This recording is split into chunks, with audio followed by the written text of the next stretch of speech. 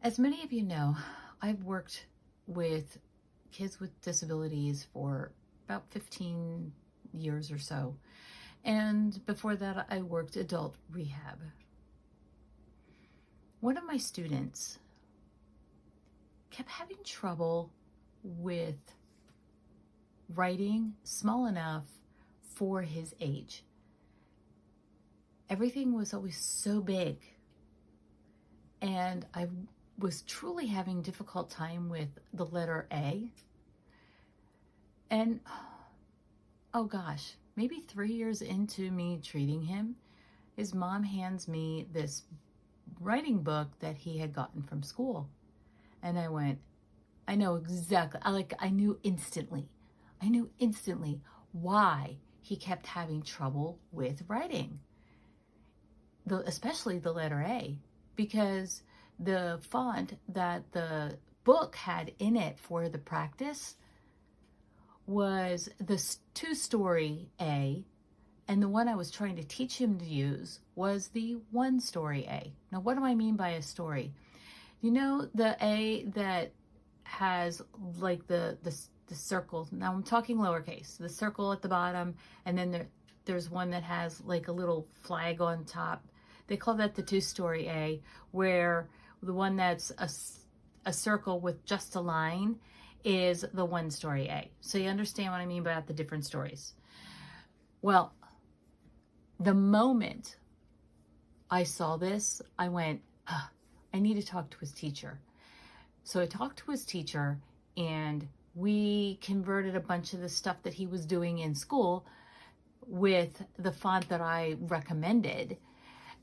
The one that I knew at the time was Century Gothic. What I discovered as I was going to write my book was Century Gothic was owned by Microsoft. So if you use Microsoft, Century Gothic is a very good option to helping take kids writing and what they need to read and put it into something that's a little bit easier.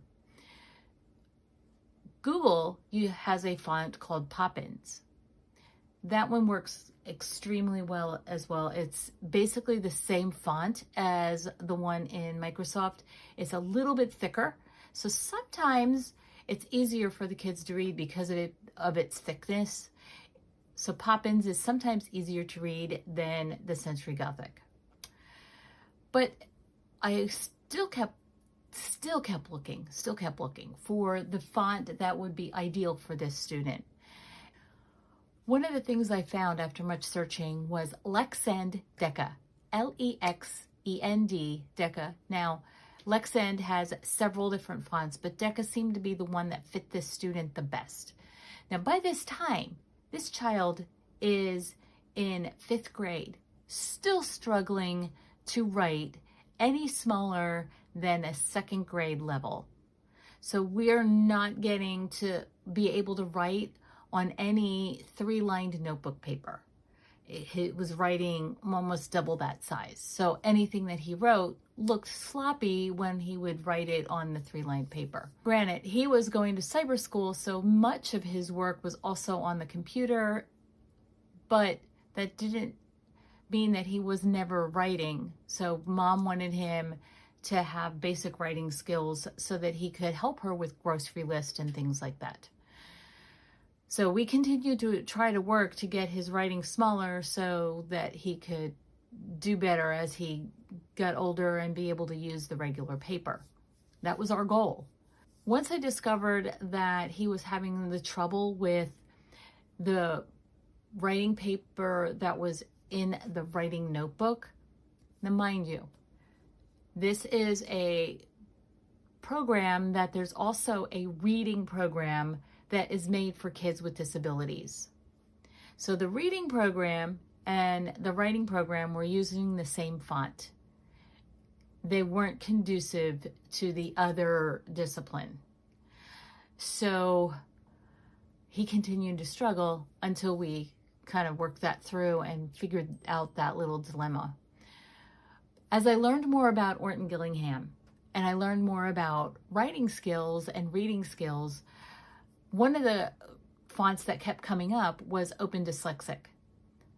What's the problem with Open Dyslexic from my writing perspective is that big, wide bottom prevents a translation to writing very well.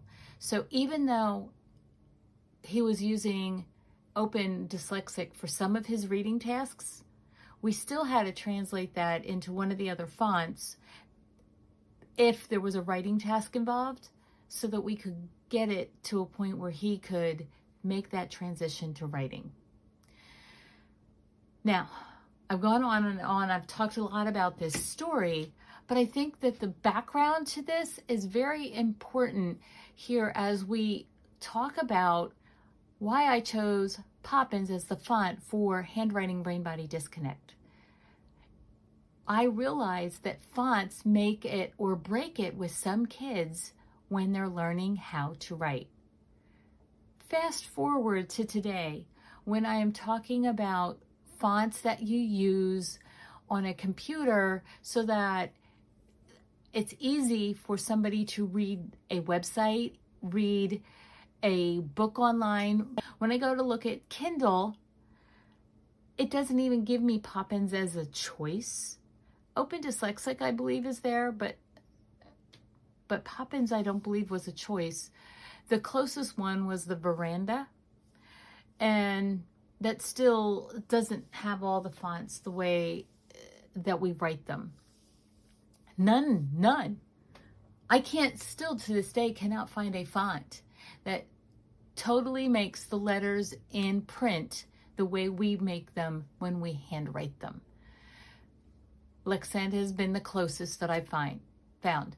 That being said, the reason that one's even different than Poppins is because of the capital I. The cross on the top and the cross on the bottom are there in Lexend. Many other fonts, it's just a vertical line. Well, that vertical line gets confusing when it's a lowercase l or a number 1. Many of them on the number 1, they'll put a little flag on it so that you can tell that it's a 1 versus an L or a capital I. But most of the fonts out there still only use a single line for that capital I. It causes trouble when we're looking at accessibility online. So one of the things that I am moving towards, I cannot wait to tell you, and I talk about this, it is going to be something about being accessible online. You have a great weekend, and I will see you next week.